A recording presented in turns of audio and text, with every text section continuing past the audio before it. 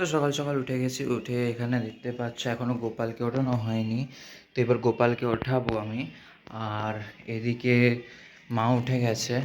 তো এখানে আমি চাটা রেডি করলাম। এই যে চাটা রেডি আছে দেখতেই পাচ্ছ তোমরা।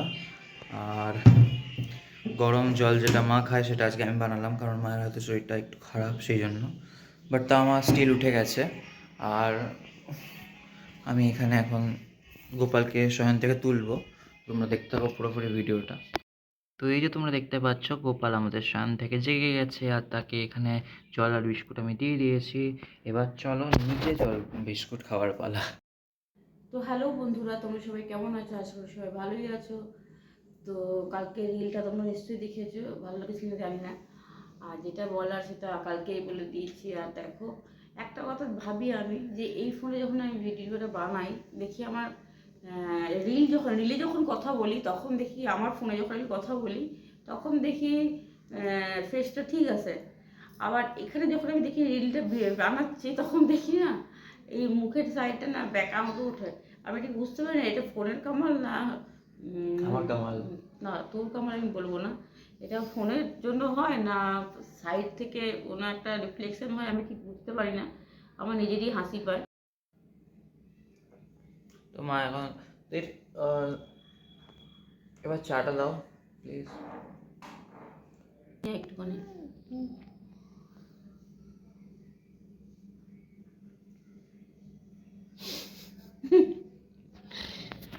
তো চাটা খেয়ে নিয়ে এবার চলো। জানলার সামনে গেলাম, তো উল্টে আমার মুখটা পুরো কালো হয়ে গেল। তো অ্যাকচুয়ালি আমাদের ব্রেকফাস্টটা হয়নি তখন, সেই জন্য আমি এখন মা আমাকে বসিয়ে দিল এখানে ভাত আর সানি সাইডস অফ এগ, আর এখানে মাশরুমের কারিটা দিয়ে। সে এবার কোনটা, ওটা তো বললাম Sunny sides of egg. So দেখতেই পাচ্ছ এখন আমি রেডি হয়ে গেছি। তো তোমাদের সাথে এসে কথা বলছি, ওখানে দেখাচ্ছি তোমাদেরকে ওখানকার ভিউটা কেমন সেটা ওখানে দেখাবো। তো দেখতে থাকো পুরো ভিডিওটা। তো আমি এখন অলরেডি বেরিয়ে পড়েছি চার্চের উদ্দেশ্যে। তো দেখি ওখানে গিয়ে ভিডিও করতে পারি কি না। তোমাদের ওখানে দেখাবো, কিন্তু ওখানে প্রেয়ার চলাকালীন ওখানে দেখাতে দিল না, সেই জন্য আমি বাইরে এসে তোমাদের সাথে আবার দেখা করছি। নিলাম কুমড়ো ফুল। আর একটা জিনিস দেখাই, দেখো পিছন পিছন পিছন পিছন কেমন ঘোরে ও নিজের।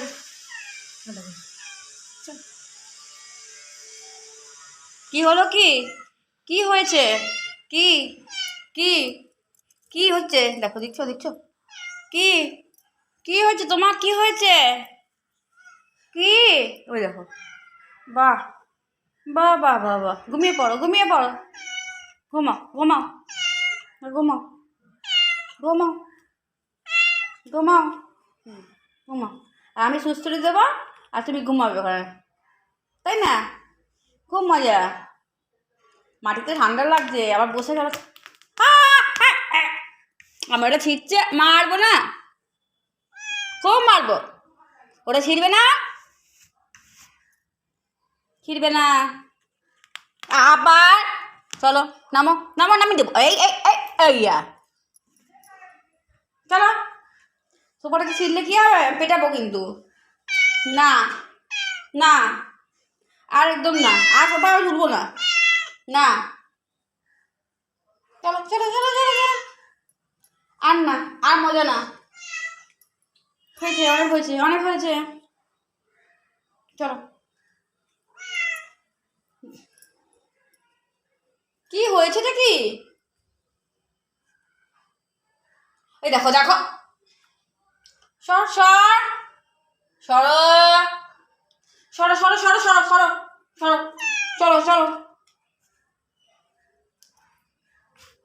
চলো। আর ম্যাম হবে না, আবার কিছু হবে না। ম্যাও ম্যাও, কি ম্যাওটা কি? কি ম্যাওটা কি? কি ম্যাওটা কি? কি হয়েছে? কি হয়েছে? কি হয়েছে? খালি আদর? হ্যাঁ,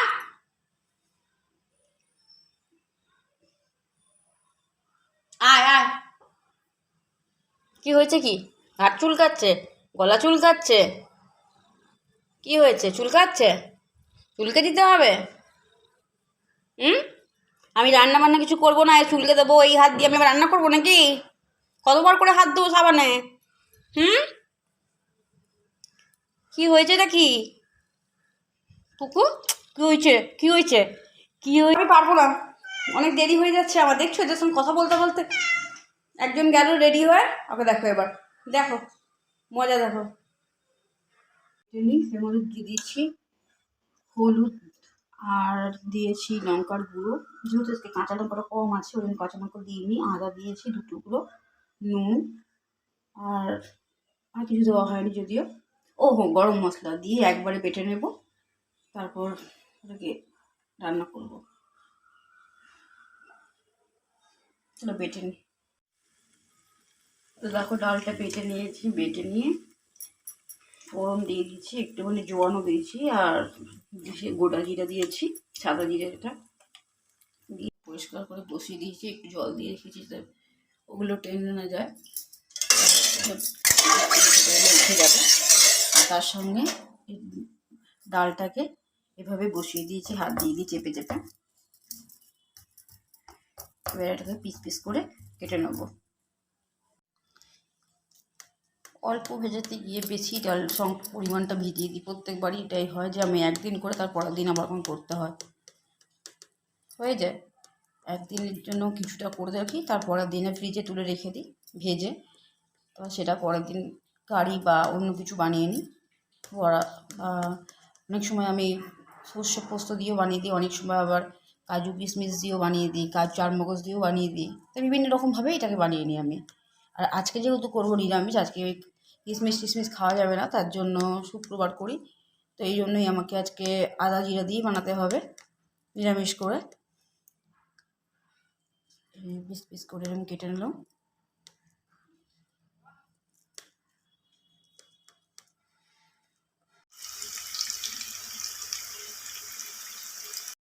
তো এতক্ষণ প্রেয়ার শেষ হলো, তো এখন আমি ঘরে ঢুকছি। সো এই মাত্র জাস্ট ঘরে ঢুকলাম, মা দেখতেই পাচ্ছ। মা এই যে এই মাত্র তোর কথাই বলছিলাম, রান্না করতে করতে দেখাতে পারছিলাম না, এক হাতে পুষছি আর একটা পুড়ে ছিটে গেল, হাতে পুড়লাম। আমি রান্না করতে করতে একটু পুড়বই, তো একা বাড়িটা না কাটতে আছে। তো মায়ের চান করা হয়ে গেছে দেখতেই পাচ্ছ। আর এখন মা এখানে তরকারিটা বার করছে। এটা ধোকার ডাল না, ধোকার ডালনা ঠিক না, ধোকার তরকারি। ডালনাটা এরকম হয় না। ডালনা কি আরো লোকে মোটা ডালনা হয়? বলে কাটায়, কিন্তু ডালনা এরকম হয় না। ডালনা আরো মোটা হয়। ডালনাটা ধোকার ডালনাটা অনেক রকম জোগাড় যন্ত্র লাগে। হ্যাঁ, ধোকার তরকারি বলে actually, আলু দিয়ে। তার সাথে ডালনাটা একটু মোটাও হয়, তাই না? খুব ঠিক হয়, মানে রসা রসা টাইপের হয়। আমি একটা তরকারি যেটাকে ধোকার ডালনা, কিন্তু ধোকার ডালনা নয়, ধোকার তরকারি। ধোকার তরকারি। ওকে। আর ধোকার ডালনাটা হয় আবার ওই চার মগজ বাটা, সরি চার মগজ, হ্যাঁ, যেমন আর কি ওই নারকেল কোড়া দেয় কেউ আবার, ওই কালকে যেমন ওরকম বানিয়েছিল ওরকম টাইপের, ওই যেটা ছানাটা বানিয়েছিল ওই রকমই টাইপের। তো এবার মা আমাকে বেড়ে দিচ্ছে, তো দেখো ওকে দিয়ে দিয়েছি। ওখানে আছে এই কালকের মাশরুমটা, আর এটা হচ্ছে ধোকাটা। আমার ভালো লাগে না খেতে, একদমই এরকম থার্ড ক্লাস একটা খাবার। ধোকার ডালনা একদম আমার পছন্দের মধ্যে পড়ে না। এই মাশরুম কারিটা ওর জন্য আছে, আর ধোকাটা দিয়ে দিলাম ওকে। এবার এদিকে দেখা বোঝাচ্ছে না, এবার বোঝা যাচ্ছে না। Okay fine. এখানে দেখতেই পাচ্ছ মা অলরেডি, এটা হচ্ছে মাশরুমটা আর এটা হচ্ছে ধোকার ডালনাটা। আর বাকিটা মা এবার দিক। বাকি আর আছে ভাত। ভাতটা দাও। মুখটা কেটে বেরিয়ে চলে যাচ্ছে। আমাদের স্ট্যান্ড কিছু কেনা হয়েছে, স্ট্যান্ডটা ভেঙে গেছে, আবার স্ট্যান্ড কিনতে হবে, বুঝতে পারছি। তো এইভাবে হয় না। তো এবার বসে গেলাম আমি খেতে। তো দেখে নিই। খিদে পেয়েছে আর তার সাথে প্রচুর গরমও লাগছে। এখনই একটু আগে ওখানে বসে এলাম, তো একটুখানি জাস্ট টায়ার্ড লাগছে এখন। বসে টায়ার্ড লাগে কার? তুমি 2 ঘন্টা ধরে যদি সেখানে এক জায়গায় যদি বসে থাকো, নড়াচড়া যদি হতে না থাকে, তাহলে বুঝতে পারবে। ওর বসে টায়ার্ড লাগে, যে কাজ করে তার টায়ার্ড লাগে না। আমি বলছি তো, কাজ করলে পা সচল থাকে, আর যদি তুমি এক জায়গায় বসে থাকো তোমার টায়ার্ড লাগবে। তুমি 2 ঘন্টা ধরে, আমি তোমাকে একটা চ্যালেঞ্জ দেবো, 2 ঘন্টা ধরে তুমি চেয়ারে বসে থাকবে। ঝিমানি আছে। টায়ার্ড লাগে না, পুরো ঝিমানি লাগে। টায়ার্ড আর ঝিমানির মধ্যে পার্থক্যটা কি? অনেকটা টায়ার্ড লাগে, মানে কোনো কাজ করে এসে তাকে টায়ার্ড লাগা। ওকে, তো আমি আর এবার খেতে ঝিমানিটা বসছি, বসে ঠিক বসে আছে? ঝিমানি লাগে। তো বন্ধুরা, আমরা খেয়ে নিই, তারপর তোমার কাছে আবার ফিরে আসছি। আবার বিকেলে আমাকে ডাক্তারের কাছে যেতে হবে, দেখি ডাক্তার কাল গিয়েছিলো, একটু প্রবলেম হয়ে গেছে আমার, নাম লেখাতে গেছিলো, তো কালকে নামটা লেখাতে পারিনি, আজকে ও যাবে নাম লেখাতে। 5টা 5:30টার সময় যাবে, 5:30 বলে তো নাকি? হ্যাঁ। নামটা লিখিয়ে আসবে, তারপরে নামটা লেখানোর পরে তারপরে আমি আবার যাবো, জানি না কখন টাইমটা বলবে। তো এখন খেয়ে নিই, ফিরে আসছি, আবার বিকেলে তোমাদের সঙ্গে দেখা হবে। মাত্র মাকে জাস্ট ডাক্তারখানা নিয়ে যাচ্ছি, তো ওখানে গিয়ে দেখা হচ্ছে। তো চলো। কি বলে, এমন কিছু ব্যাপার না, এমনি যাচ্ছি, দেখি।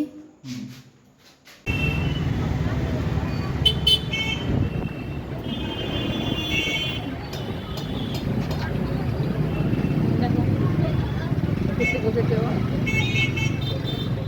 আর আমি গেলাম ডাক্তারখানায়, একটুখানি মজা হলো, মজাটা ঘরে গিয়ে বলবো তোমাকে, ওই বলবে, আমি কিছু বলবো না। আর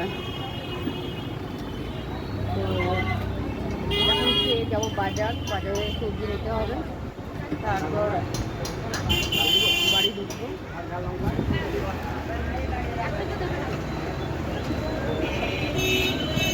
এদিকে দেবেন কাকু একটা।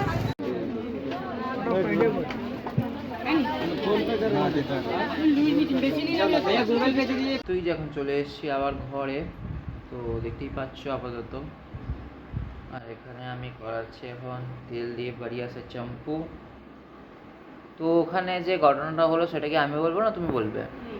আমি বলবো কি এই ঘটনাটা।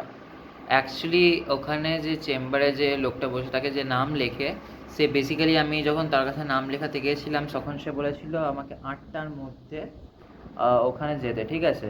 তো আমরা কতটায় গেছিলাম ওখানে? 8:15, হ্যাঁ 8:15-20 গেছিলাম। তো ওখানে গিয়ে দেখি যে প্রচুর ভিড়, প্রচুর, মানে আশা করা যাচ্ছে না। তুমি আমার চশমা করে দিচ্ছ। তো আশা করা যাচ্ছে না এমন ভিড় ছিল। মাত্র আমাদের লাইন ছিল হচ্ছে 11 নম্বরে, আর এখনও তখন সবে চলছিল 1 কি 2 নম্বর, না 1 নম্বর।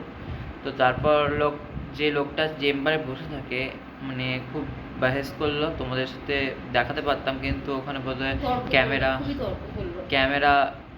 নেই, ক্যামেরা অ্যালাউ নেই বলে করতে পারলো না, যদি কোনো ইস্যু থাকে তখন।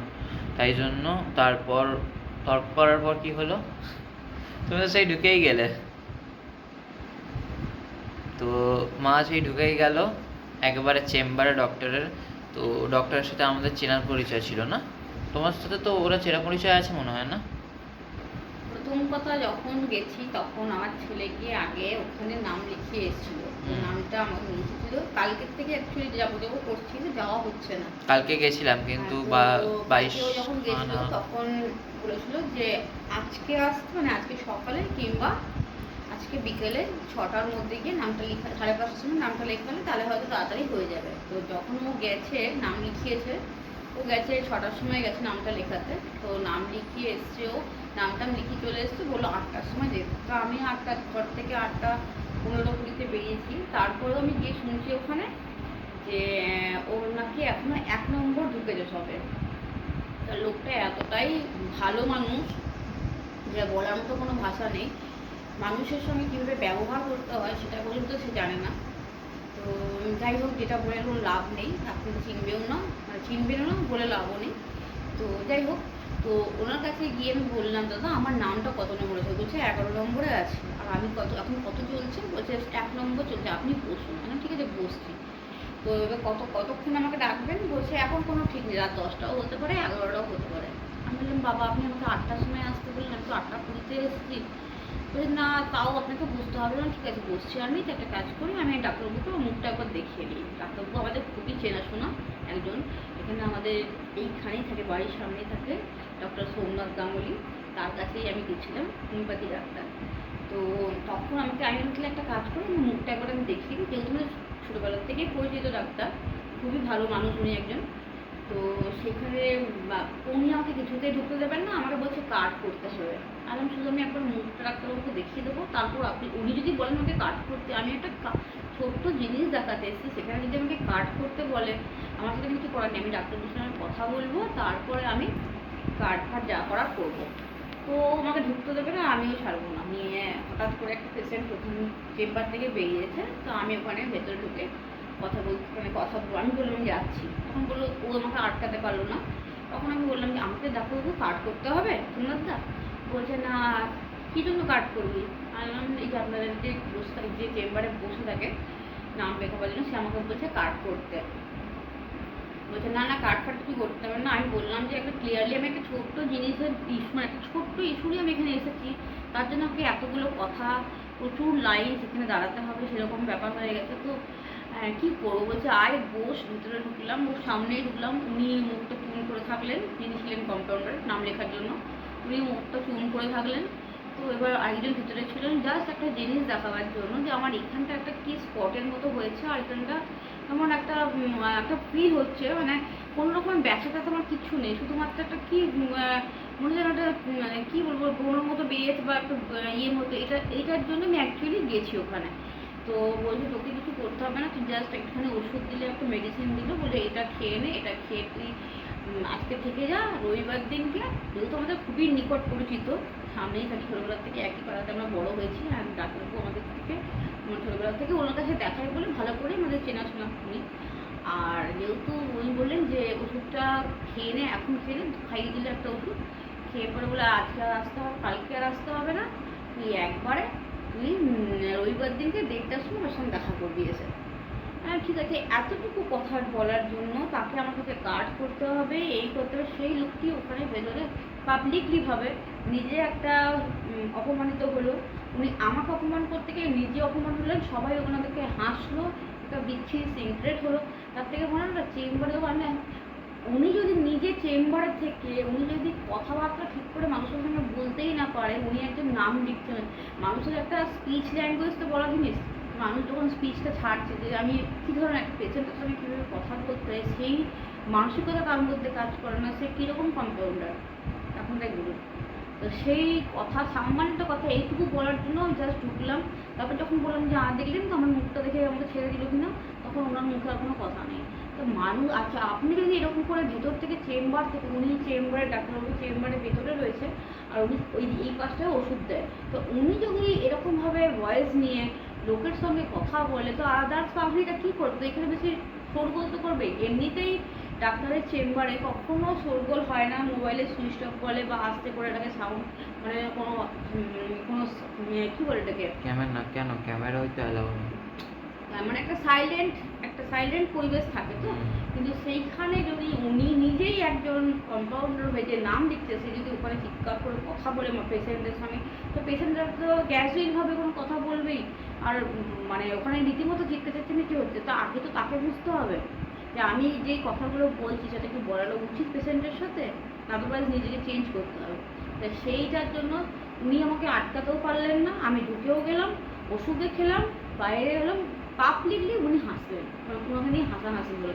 এরকম তো কোনো মানে হয় না, সেটাই মজার ব্যাপারে বাবা না, যখন সেখানে রেকর্ডিং করতে তো পাবলিক সবাই দেখে হাসতো।